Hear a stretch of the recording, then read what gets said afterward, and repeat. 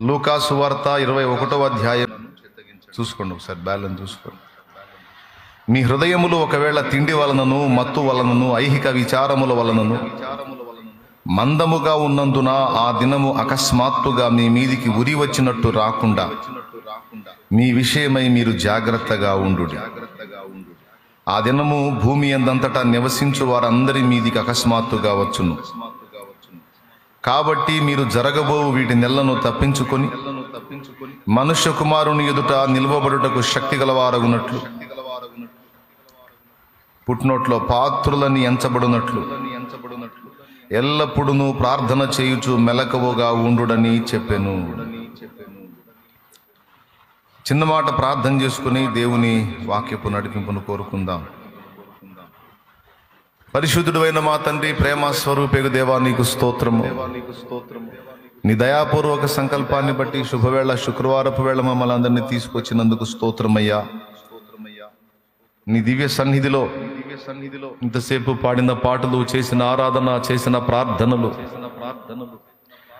మీరు స్వస్థత పొందినట్లు ఒకరి కోసం ఒకరు ప్రార్థన చేయమని చెప్పిన వచనము నెరవేర్చి మేము ఒకరి కోసం ఒకరు ప్రార్థన చేసిన ఇవన్నీ కూడా నువ్వు విన్నావు. దయచేసి మాతో మాట్లాడండి. ఉపదేశాన్ని అడ్డగింపు చూసే సైతాను, దురాత్మ, దయ్యపు అంధకార శక్తుల ప్రభావం నజరేయుడు యేసునామములో బంధిస్తున్నాం. పూర్తిగా మీరే అధ్యక్ష స్థానం నుండి మాతో మాట్లాడమని యేసు ప్రభు శక్తి కలిగిన నామంలో ప్రార్థించి విశ్వాసమును బట్టి స్వతంత్రించుకుంటున్నాము తండ్రి. ఆమేన్, ఆమేన్. ప్రభునందు ప్రియులారా, చదువుకున్న ఈ వాక్య భాగంలో ప్రభు అయిన యేసుక్రీస్తు వారు ఆయన రాకడను గురించి, భూమి మీద జరిగేటువంటి సంభవాలను గురించి ఈ లూకా సువార్త 21లో 10వ వచనం నుంచి చెప్పాడు. ఆయన వారితో ఇట్లా అన్నాడు: జనము మీదికి జనమును, రాజ్యము మీదికి రాజ్యము లేస్తాయి. అక్కడక్కడ గొప్ప భూకంపాలు కలుగుతాయి, తెగుళ్ళును కరువులను తటస్థిస్తాయి.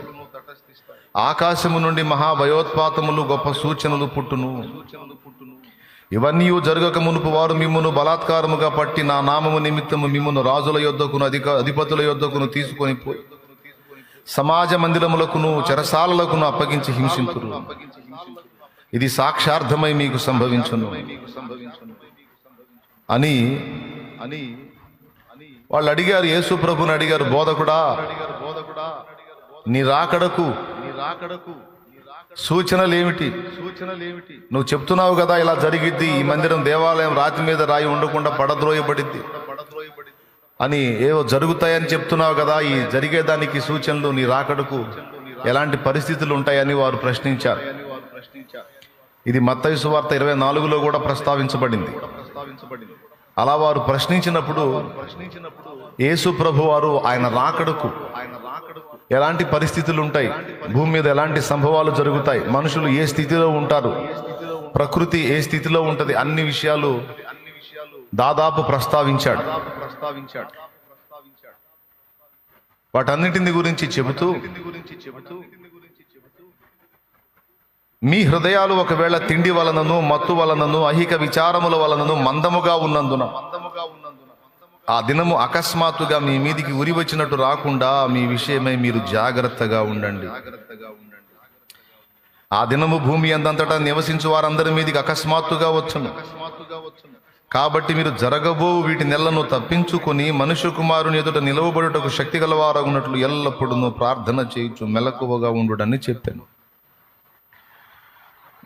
ప్రభువుకు స్తోత్రం కలుగునుగాక. ఏమేం జరుగుతాయనే విషయాలు, యెరూషలేము ఎలా ఎఫెక్ట్ అవుతుంది, ఏం జరగబోతుంది,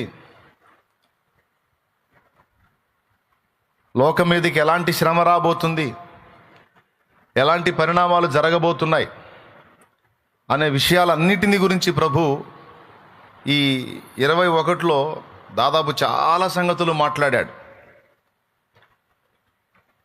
అయితే ఇవన్నీ హెచ్చరించి ఇలా జరగబోతుంది, ఇలాంటి పరిణామాలు సంభవించబోతున్నాయి నా రాకడకు ముందు, ఆఖరికి మిమ్మల్ని పట్టుకొని హింసించి మీలో కొంతమందిని చంపి హతసాక్షుల్ని చేసి, కొంతమందిని జైళ్ల పాలు చేసి, కొంతమందిని హింసించి చాలా ఇబ్బంది పెడతారు. సాక్ష్యార్థం ఇది జరుగుతుంది. అయితే ఇవన్నీ జరగాల్సి ఉన్నాయి. హతసాక్షి మరణాలంటే అందులో లిస్టు చేయబడినటువంటి ఎంతమంది పేర్లు నమోదయ్యే వాళ్ళందరికీ అలాంటిది సంప్రాప్తం అవుతుంది. ఎవరెవరు దేనికి నిర్ణయించబడ్డారో వారెల్లా కూడా దాని చేత దేవుని అనుమతితోనే అన్ని పరిస్థితులు అనుభవిస్తారు. ఇవన్నీ జరుగుతాయి. పరిశుద్ధుల హింస కూడా అందులో ఒకటి. క్రీస్తు రక్తంలో కడగబడిన వారి శ్రమ కూడా అందులో ఒకటి. దుర్మార్గులు శ్రమ పెడతారు, ఉన్మాదులు శ్రమ పెడతారు. ఉత్తర భారతదేశంలో ఉత్తరప్రదేశ్లో దాదాపు అదే జరుగుతుంది. చాలామంది సేవకుల్ని జైళ్ల పాలు చేశారు. ఇప్పుడున్నటువంటి సంభవాలు మీరు కానీ చూడగలిగితే చాలామంది దైవజనుల్ని జైళ్ల పాలు చేశారు. బాహాటంగా సువార్త ప్రకటించడానికి లేకుండా, కూటాలు పెట్టుకోవడానికి లేకుండా వాళ్ళ స్వేచ్ఛను అడ్డగించారు. ఏదన్నా గృహాల్లో కూడుకున్నా కూడా వాళ్ళని తీసుకెళ్ళి నేరాలు మోపి వాళ్ళని జైళ్ల పాలు చేస్తున్నటువంటి అనుభవాలు, సంభవాలు మనకు తెలియనివి కావు. ఇవి జరుగుతున్నాయి. అక్కడక్కడ కొంతమందిని హతసాక్షులుగా చేస్తున్నారు, కొంతమంది ప్రాణాలు తీస్తున్నారు, కొంతమందిని హింసిస్తున్నారు. దేవుని శుభవార్త ప్రకటించకుండా అడ్డగిస్తూ ఉన్నారు. ఇవన్నీ జరుగుతున్నాయి. ఒక పక్క ఇవి జరుగుతున్నాయి, మరో పక్క ప్రకృతి విలయాలు కూడా జరుగుతున్నాయి. మొన్న మీరు చూశారు, దాదాపు 3,000 మంది ఇప్పటివరకు లెక్కదేలింది. 3,000 నుంచి 5,000 వరకు లెక్కదేలారు మయన్మార్ భూకంపంలో. కానీ ఇంకా ఎక్కువ సంఖ్యలో ఉంటారు. ఎందుకంటే పెద్ద పెద్ద భవంతులు నిలువున కుప్పగూలిపోయాయి. రిక్టర్ స్కేలుపై 7.7గా నమోదైంది భూకంపం తీవ్రత. మళ్ళా మొన్న కూడా వచ్చింది, నిన్నగాక మొన్న కూడా ఒక రౌండ్ వచ్చింది మళ్ళీ. అయితే అంత తీవ్రంగా రాలేదు, అది 4.9గా నమోదైంది. ఎక్కువ ప్రాణ నష్టం జరగల. కానీ అంతకుముందు వచ్చినది మాత్రం చాలామందిని పొట్టన పెట్టుకుంది భూకంపం. దాదాపు 3 ప్రదేశాల్లో, థాయిలాండ్, బ్యాంకాక్, మయన్మార్, మరొక ప్రాంతం, మొత్తం 4 ప్రాంతాల్లో దీని తీవ్రత పనిచేసింది. పేకమేడల్లా కూలిపోయిన భవనాలు చూడొచ్చు. అదిగో చూడండి, అది ఎట్లా కూలిపోతుందో.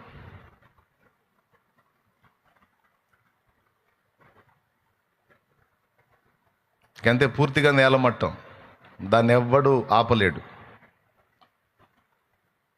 అక్కడక్కడ గొప్ప భూకంపములు సంభవించును అన్నాడు. గతంలో జరిగినాయి, ఇప్పుడు జరుగుతున్నాయి, భవిష్యత్తులో ఇంకా తీవ్రంగా జరగబోతున్నాయి. ఒక పక్క ప్రకృతి విలయాలు, మరో పక్క పరిశుద్ధుల హింసలు ఇప్పుడు జరుగుతున్నాయి. అంత్యాబద్ధ క్రీస్తు లైన్లోకి వచ్చిన తర్వాత అవి పరాకాష్ఠగా చేరతాయి. పరిశుద్ధుల హింసలు, క్రీస్తునందు విశ్వాసం ఉంచిన వారి హింసలు. ఈ రెండు గాక భూమి మీద పాపము యొక్క విశృంఖలత్వం విస్తరిస్తుంది. రాను రాను రాను రాను ప్రపంచ పరిస్థితి ఎలా మారిపోతుంది అంటే, లోతు దినములలో సొదొమ గొమొర్రాలు ఎలాగైతే ఉన్నాయో అలాంటి పరిస్థితులకు వెళ్ళిపోతుంది సమాజం. ఇప్పటికే అది చాలా భాగం విస్తరించింది. రోమాపత్రికలో చెప్పినట్లు పురుషులతో పురుషులు, స్త్రీలతో స్త్రీలు అవాచ్యమైనది చేయుచు హేయమైన స్థితిలోనికి దిగజారిపోతారు అనేది వ్రాయబడి ఉంది. సొదొమ గొమొర్రాల్ని ఎందుకంత నాశనం చేయాల్సి వచ్చింది, దేవుడు అంత ఉగ్రత ఎందుకు వచ్చింది అంటే, దేవుని భయం అసలు లేదు. ఎంత నీచంగా ప్రవర్తించారంటే, దేవుడే దైవత్రిత్వములోని 2 భాగములు లోతు ఇంటికి వచ్చి లోతు ఇంట్లో బస చేస్తే, సొదొమ పట్టణమంతా కూడా కలిసి వచ్చిందట. లోతు, నీ ఇంట్లో ఉన్నటువంటి ఆ ఇద్దరు మనుషుల్ని బయటికి పంపు, మేము వారిని కూడునట్లు. ఇంతమంది వచ్చి వారిని కూడి చంపటానికి ఎవరిని కూడాలని వచ్చారో తెలుసా? వాళ్ళు జీవము గల దేవుడు అక్కడికి వస్తే దేవుడి మీదకే వచ్చారు వాళ్ళు. ఎంత నీచం, ఎంత నీచానికి దిగజారారో చూడు. అందరూ వచ్చేసారు, లోతు ఇంటిని చుట్టుముట్టారు. లోతు ఇంటికి వచ్చింది ఎవరు? పురుషులు. లోతు ఇంటిని చుట్టుముట్టింది ఎవరు? పురుషులు. లోతు అన్నాడు, అయ్యలారా, నాకిద్దరు కుమార్తెలు ఉన్నారు, పురుషుని ఎరగని కుమార్తెలు, వారిని మీకు ఇస్తాను, మీ మనసుకు వచ్చినట్టు వాళ్ళని చేయండి. కానీ నా ఇంటికి వచ్చిన అతిథులను అలాగూ చేయవద్దు అని బ్రతిమలాడాడు. మా మధ్య బతకడానికి వచ్చి మా మధ్య తీర్పు తీర్చడానికి నిలబడ్డావు. ఆ తీర్పరిలాగా నువ్వెవడరా మాకు చెప్పడానికి అని దొమ్మిగా లోతు ఇంటి మీద పడ్డారని ఉంది. ఈరోజు పరిస్థితి చూస్తే పురుషుడు పెళ్లి చేసుకోవటం, స్త్రీ పెళ్లి చేసుకోవటం, ఇద్దరు స్త్రీలు కలిసి బ్రతకటం అనేది సహజమైపోతున్న దినాల్లో మనం వచ్చాం. ఇద్దరు పురుషులు పెళ్లి చేసుకోవటం అనేది సహజం అనే పరిస్థితుల్లోనికి ఈరోజు సమాజం వచ్చింది, ప్రపంచం వస్తుంది. పాపం విచ్చలవిడి విశృంఖలత్వం చేస్తుంది. మా స్వేచ్ఛను హరించొద్దు, మా మనసుకు తోచినట్టు మేము ఉంటాం, మమ్మల్ని అడ్డగించడానికి మీరెవరో, మా ఇష్టాలు మాయి, మా ఆనందాలు మాయి, మా హాబీస్ మాయి, మీరెవరో కాదంటానికి, అడ్డగించడానికి అని ఈరోజు సమాజం ప్రశ్నిస్తోంది. సమాజంలో విచ్చలవిడి జీవితంలో ఉన్నటువంటి వారు పాయింట్అవుట్ చేస్తున్నారు, ఇది క్రమం కాదు, ఇది ప్రకృతి విరుద్ధమైనటువంటి దుశ్చర్య, ఇది క్రమం కాదు, ఇది నాశన పాత్రమైన నేరం, ఇది సమాజానికే నాశనకరం, వద్దు అని చెప్పేదానికి ఎవరికి దమ్ము లేదు. ఇంకా కొత్త చట్టాలు వచ్చినాయి. స్త్రీ భర్తతో మాత్రమే గాక తనకిష్టమైతే వేరే సంబంధాన్ని కూడా కలిగి ఉండొచ్చు, అది ఏమాత్రం తప్పు కాదు అనే విధంగా ఇప్పుడు వచ్చింది. ఇట్లా రకరకాలుగా ప్రపంచ పరిస్థితి, దేశకాల పరిస్థితులు మారిపోతున్నాయి. భూమి అలానే ఉంది, ఆకాశం అలానే ఉంది, కానీ మనుషుల ప్రవర్తనలో చాలా భయంకరమైన పెనుమార్పులు సంభవించాయి. థాయిలాండ్, బ్యాంకాక్ అనేది పాపానికి పుట్టిల్లులాగా ఉన్నాయి ఆ ప్రాంతాలు. విచ్చలవిడి అక్కడ. అయితే ప్రతి చోట కూడా క్రీస్తు రక్తంలో కడగబడిన పరిశుద్ధులు అయితే ఉన్నారు. ప్రపంచవ్యాప్తంగా అన్ని ప్రాంతాలలో దేవుని సంబంధులు ఉన్నారు, దయ్యపు సంబంధులు ఉన్నారు. బాగా వినండి, ఇవన్నీ రాను ఎక్కువ అవుతాయి. అది యేసయ్య చెప్పింది. నోవహు దినములలో ఎలాగుండెనో మనుష్య కుమారుని దినములలో అలాగుండును. లోతు దినములలో ఎలాగుండెనో మనుష్య కుమారుని దినములలో అలాగుండును అన్నాడు. నోవహు దినములలో ఎలాగుండెను? ఒక నోవా ఫ్యామిలీ తప్ప మిగిలినటువంటి యావత్ కుటుంబాలన్నీ కూడా దైవోగ్రతకు పాత్రమైనటువంటి నేరాలు చేస్తూ, ఘోరాలు చేస్తూ, ఎంత కోపం వచ్చిందంటే దేవునికి మొత్తాన్ని కూడా ఒక దెబ్బతో నాశనం చేయాలని కంకణం కట్టుకున్నాడు. ఏ ఒక్కరిని కూడా బ్రతకనియొద్దు, ఒక నోవా ఫ్యామిలీని మినహాయించి మిగిలిన అన్ని కుటుంబాలని కూడా. ఆఖరికి నోవా కుటుంబ సభ్యులు అంటే నోవాకు పుట్టిన సంతానం మినహాయించి నోవా తోడబుట్టినోళ్ళు, అత్తమామలు కావచ్చు, బావబామద్దులు కావచ్చు, నోవా భార్య కుటుంబీకులు, నోవా కోడళ్ళ కుటుంబీకులు మొత్తం పోయారు. తెలుసా మీకు ఆ సంగతి? ఒక్క నోవా ఫ్యామిలీ మాత్రమే బతికింది. ఇప్పుడు నోవా అంటే నోవాతో పాటు నోవా తోడబుట్టిన వాళ్ళు ఉండొచ్చు, ఆ అన్నదమ్ములు ఉండొచ్చు, అక్క చెల్లెళ్ళు ఉండొచ్చు, వాళ్ళ ఫ్యామిలీలు ఉండొచ్చు, వాళ్ళ పిల్లలు ఉండొచ్చు, వాళ్ళ పిల్లల పిల్లలు ఉండొచ్చు. నోవా భార్య ఫ్యామిలీ ఉండొచ్చు, కుటుంబం ఉండొచ్చు, ఆమె రక్త సంబంధికులు చాలామంది ఉండొచ్చు. నోవాకు 3 కోడలు, ఆ 3 కోడళ్ళ కుటుంబాలు, వాళ్ళ తల్లిదండ్రులు, వాళ్ళ కుటుంబాలు అవి చాలా ఉండొచ్చు, కానీ ఎవ్వరు బతకల. అంటే టోటల్గా మొత్తం చెడిపోయి ఉన్నారు. ఎంతగా చెడిపోయారంటే దేవుడు వాళ్ళను నాశనం చేయటం తప్ప కొద్ది గొప్ప శిక్షలతో వదిలిపెట్టే పరిస్థితులు అయితే వాళ్ళు లేరు. సమూల నాశనమే, ఇంక రెండో ప్రత్యామ్నాయం లేదని దేవుడు నిర్ధారణకు వచ్చాడు. ఆ దినాలలో నరబలులు కూడా జరిగినాయి. దయ్యములను ఆశ్రయించి వాటికి మనుషులను బలిచ్చి కుమారులను బలిచ్చేటువంటి హేయ కృత్యాలు కూడా జరిగినాయి. వాటిని బట్టి ఇంకా ఎక్కువ అసహ్యపడ్డాడు దేవుడు. ఈ దినాల్లో కూడా ఈ అభిచార క్రియలకు ఎక్కువ ప్రఖ్యాతి కలుగుతుంది. మూవీస్ అయ్యే వస్తున్నాయి. ప్రజలు కూడా వాటిని ఎగబడి చూస్తున్నారు. ఈ మాంత్రిక విద్యలని, తాంత్రిక విద్యలని ఈరోజు ప్రజలు ఆశ్రయిస్తున్నారు. దేనికి లేనంత ప్రచారం, పబ్లిసిటీ వాటికి ఉంది. ఇవి కూడా రాను ఎక్కువైపోతాయి. తెలుసా మీకు ఈ సంగతి? అది బైబిల్లోనే ఉంది. ప్రకటన గ్రంథం మీరు ఒకసారి చూడగలిగితే, ప్రకటన గ్రంథం ఒకసారి తీయండి.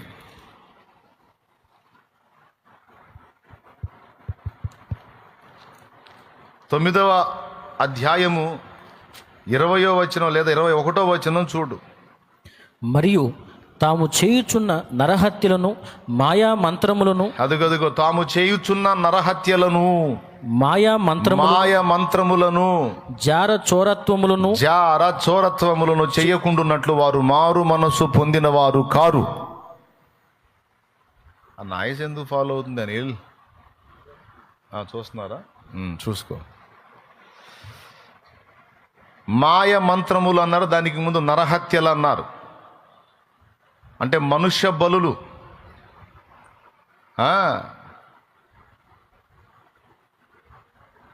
మనుష్య బలులు, మాయ మంత్రములు, జార చోరత్వములు,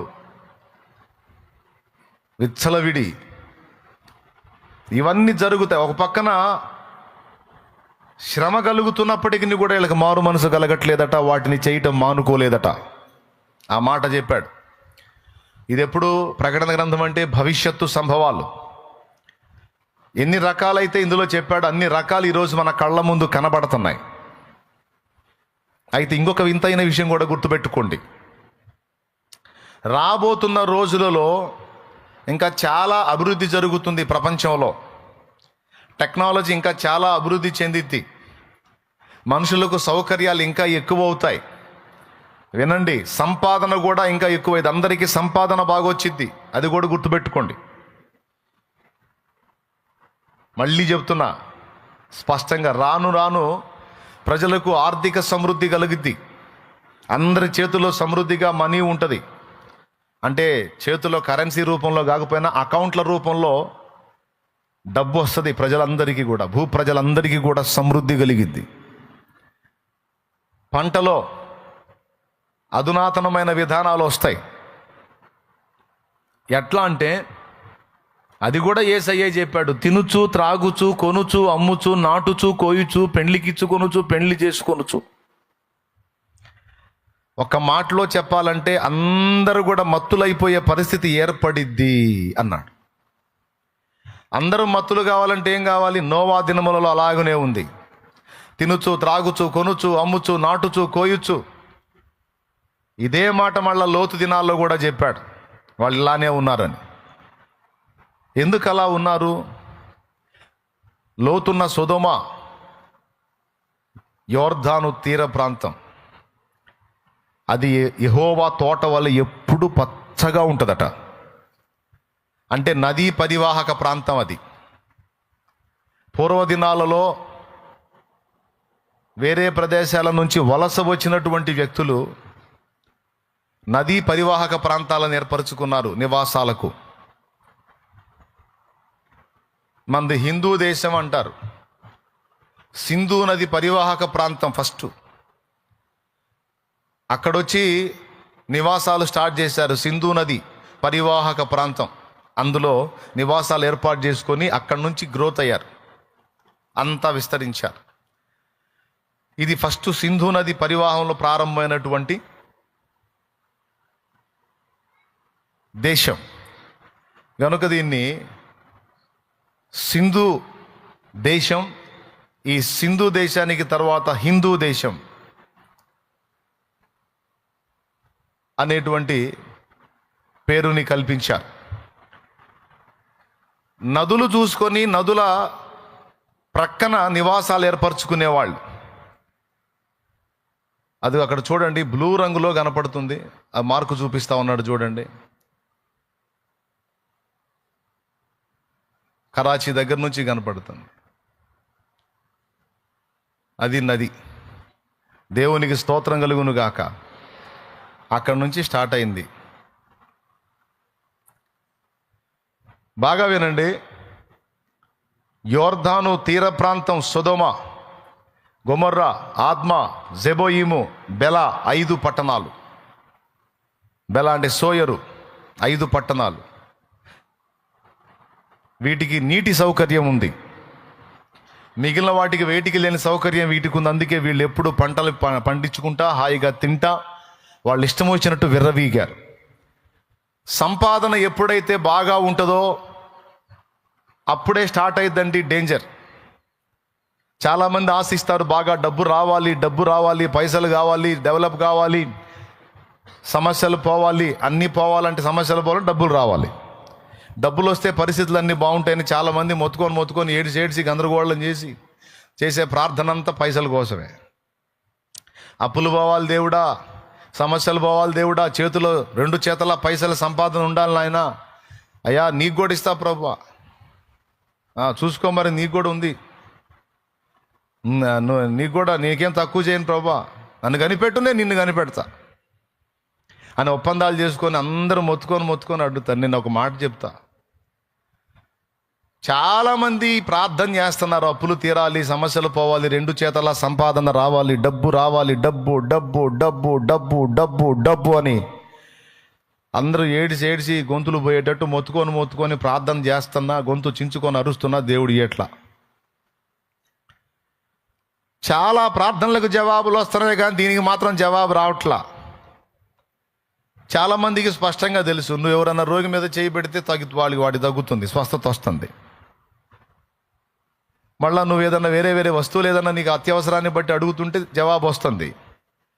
నీ ఇంట్లో కష్టం లేకుండా ఎప్పటికప్పుడు దొల్లిపోయేటట్టు నువ్వు ప్రార్థన చేస్తుంటే జవాబు వస్తుంది. రైస్ అయిపోయిందిరా బాబు అంటే మళ్ళీ రైస్ బ్యాగ్ వస్తుంది. ఏదో కార్యం జరుగుతుంది. కానీ అప్పులు అలానే ఉంటున్నాయి. పస్తుండకుండా రైస్ వస్తుంది, బలహీనత వస్తే స్వస్థత కోసం ప్రార్థన చేసే స్వస్థత వస్తుంది. వేరే విషయాలన్నీ జరుగుతున్నాయి, చాలా జరుగుతున్నాయి. కానీ డబ్బులు మాత్రం సమృద్ధిగా రావట్లా.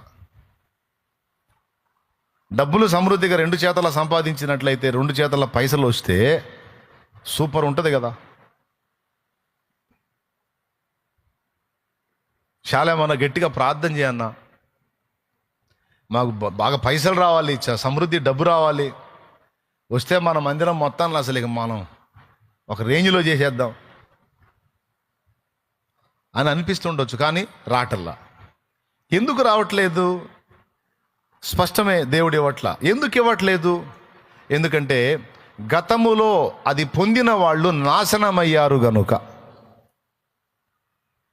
సమృద్ధిగా వచ్చుబడి కలిగిన వారు తమను తామే నాశనం చేసుకున్నారు గనుక కృపగల దేవుడు కృపను బట్టి కాస్త ఆర్థిక మాంద్యం అనేది మన జీవితాల్లో ఉండేటట్టు కృపను బట్టే అనుమతించాడు. అది వాస్తవం. అర్థమైతే గట్టి కొట్టు.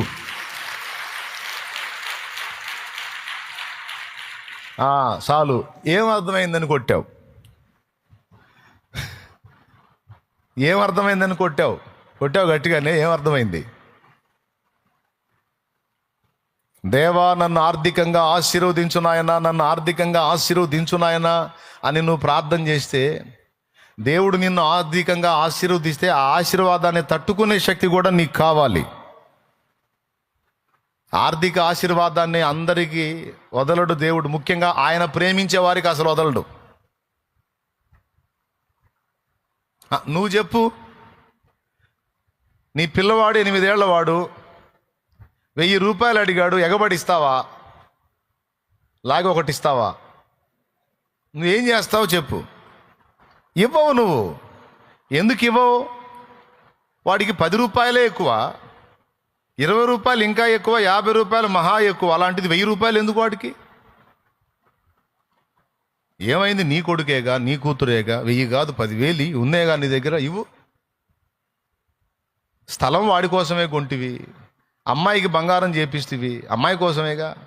లక్షలు లక్షలు పెట్టి అన్నీ చేపించి వాడు 1000 రూపాయలు అడిగితే వాడికి 1000 రూపాయలు ఇవ్వటానికే అంటే ఏం జరిగిద్దో నీకు తెలుసు. వాడి చేతి నిండా డబ్బుంటే ఖచ్చితంగా వాడు పాడైపోతాడని నీకు తెలుసు. అవునా కాదా? ఓ తల్లి ఓ తండ్రి చెప్పు. అవునా కాదా? చేతులెత్తు. మళ్ళా వాడికి ఏం తక్కువ చేయవు. వస్త్రాలు ఇస్తావు, తిండి ఇస్తావు, వాడికి రోగం వస్తే మందులు ఇప్పిస్తావు, దగ్గరుండి ఇంజక్షన్లు చేపిస్తావు, గ్లూకోజ్ బాటిల్ ఎక్కిస్తావు. మళ్ళా డబ్బులు ఖర్చు పెట్టి వాడిని టూర్లు తిప్పుతావు.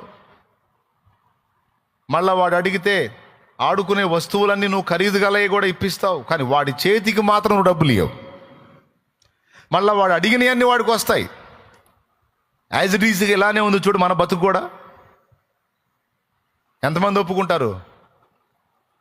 దేవునికి స్తోత్రం కలుగును గాక. చిన్న బిడ్డ అడిగినవన్నీ తల్లిదండ్రులు ఇస్తారు కానీ డబ్బు వాడి చేతికి మాత్రం ఇయ్యరు. ఎందుకు ఇవ్వరు అని అడుగుతున్నా. ఎందుకు ఇవ్వరు? ఎప్పుడైతే డబ్బు వాడి చేతిలోకి వచ్చిద్దో వాడు ఏం చేస్తాడో కూడా వాడికి తెలియదు. ఎంత నాశనం అవుతాడో వాడికి తెలియదు. గతములో మనుషుల గతి అలాగునే అయ్యింది.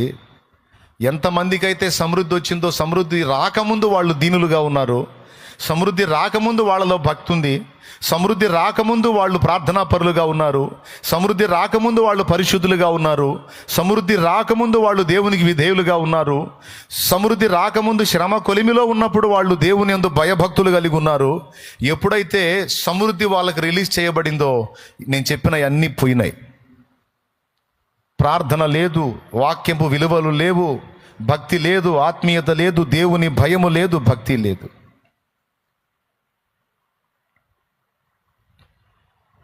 బాగా తిని శరీరాలను క్రొవ్వబెట్టుకొని ఏం చేస్తున్నారో, ఏం ఆలోచిస్తున్నారో, ఎటు పోతున్నారో, ఎలాంటి పరిస్థితులకు దిగజారిపోతున్నారో, వాళ్ళు ఎంత మత్తులైపోయారో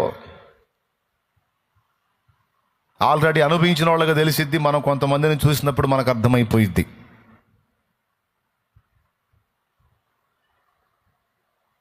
డాక్టర్ దగ్గరికి వెళ్ళి డాక్టర్ని అడుగు, డాక్టర్ గారు పీకల దాకా తింటానండి, నన్ను అను రోజు పీకల దాకా తింటానండి, పొట్ట ఇక్కడ నుంచి ఏడదాకా ఉంటుంది, ఏడదాకా తింటానండి అని చెప్పును. డాక్టర్ అంటాడు పెందలాడిపోతావు అంటాడు.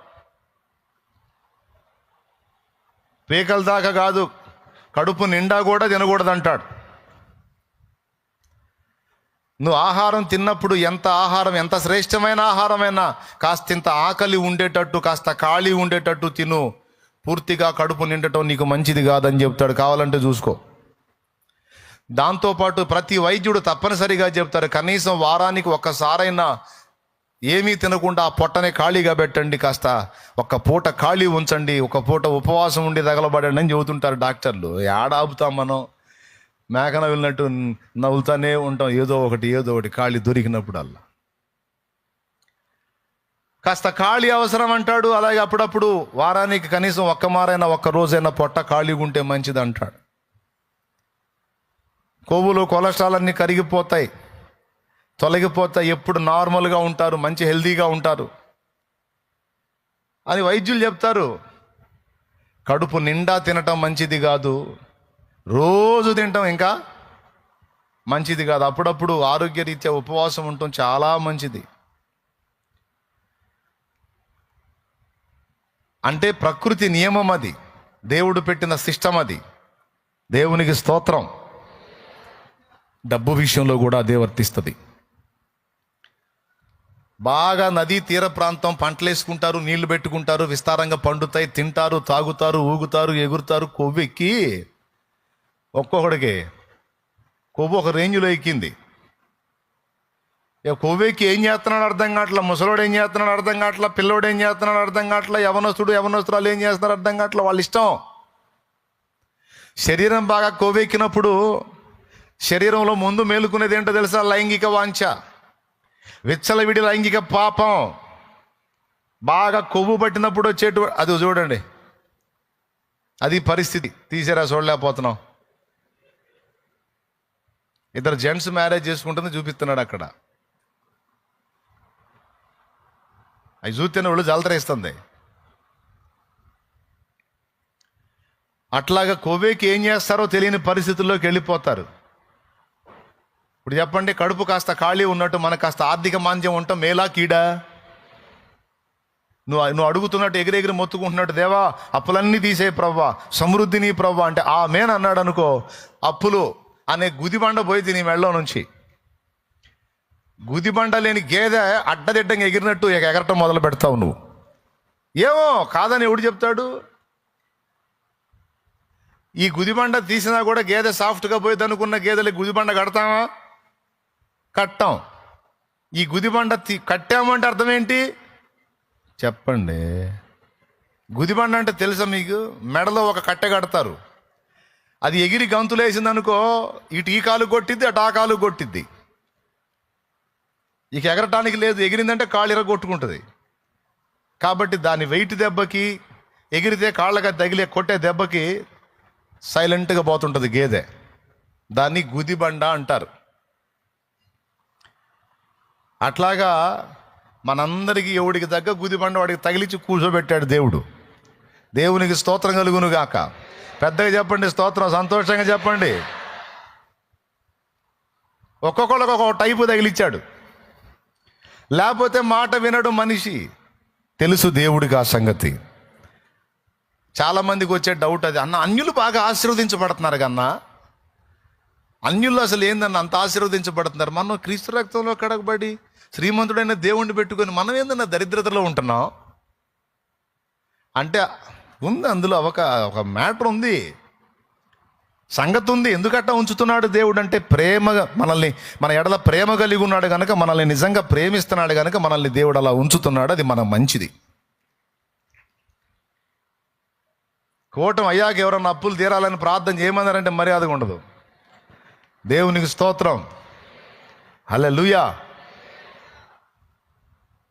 నీకు భక్తి జీవితం బాగుండాలా? అప్పుల నుంచి విడుదల కావాలా? భక్తి జీవితం బాగుండాలంటే రన్నింగ్లో ఉండాలి. మరి ఆ బరువు తీసేశాడంటే, ఆ బరువు తీసి నీకు సమృద్ధి ఇచ్చాడంటే, ఇప్పుడు శుక్రవారాలు కనపడుతున్నావు, ఇక ఆదివారం కూడా కనపడవు. ఏ టూర్లో ఉంటావో, ఏడ తిరుగుతుంటావో తెలియదు ఇక. ఎందుకంటే చాలామందిని చూస్తున్నాలే, అందుకని చెబుతున్నాను నేను.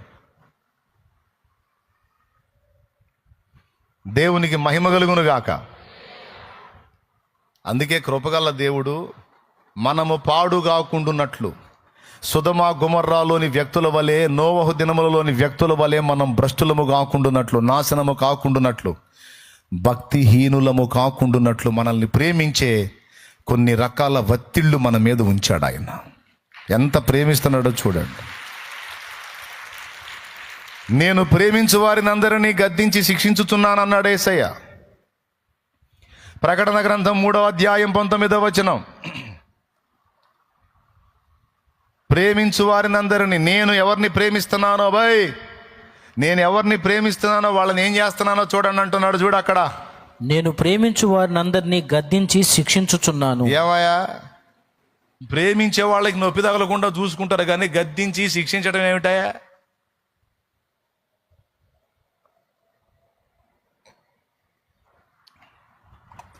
ప్రేమిస్తున్నాడు కాబట్టి గద్దింపులో ఉంచాడు, శిక్షలో ఉంచాడు. శిక్ష అంటే శిక్షణము, శిక్ష అంటే శిక్షణము. పాడు కాకుండా, నాశనం కాకుండా, నశించిపోకుండా, భ్రష్టత్వం కాకుండా, భక్తిహీనులం కాకుండా కృపగల దేవుడు మనల్ని నానావిధ శ్రమలలో నడిపించుట మనకెంత క్షేమము, ఎంత మేలు. అబ్బా, అన్యులు సమృద్ధిగా దీవించబడుతున్నారన్న. సొదొమ గొమొర్రా వాళ్ళు కూడా బాగా దీవించబడ్డారు.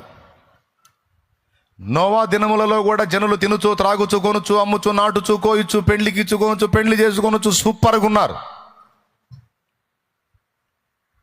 మరి వాళ్ళని బట్టి కూడా మెచ్చుకుందామా? ఒక్క దెబ్బలో పోయారు మొత్తం. కానీ నోవా నవ్వుల పాలయ్యాడు. తన ధనాన్ని రక్షణ ఓడ కొరకు సిద్ధపరచుకోవడానికి పెట్టేసుకున్నాడు.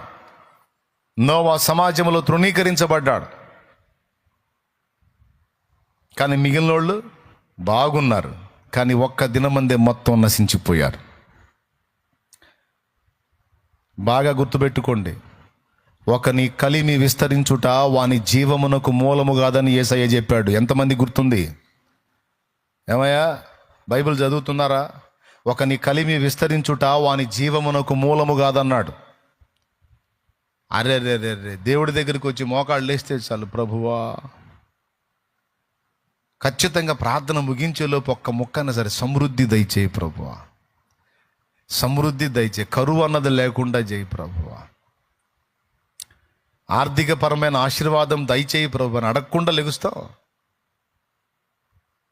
నా దేవుడికి తెలుసు ఎంతవరకు నీకు బరువు ఉంచాలో, నీ బరువుని ఎప్పుడు తొలగించాలో నా దేవుడికి తెలుసు. నువ్వేం గందరగోళం కావాల్సిన అవసరంలా, ఇబ్బంది పడాల్సిన అవసరంలా. కొంతమంది ఒక పక్క అప్పులు పెట్టుకుంటారు, ఒక పక్క ఆస్తులు పెట్టుకుంటారు. ఒక పక్క అప్పులు పెట్టుకుంటారు, ఒక పక్క ఆస్తులు పెట్టుకుంటారు. మనశ్శాంతి పాడు చేసుకుంటారు.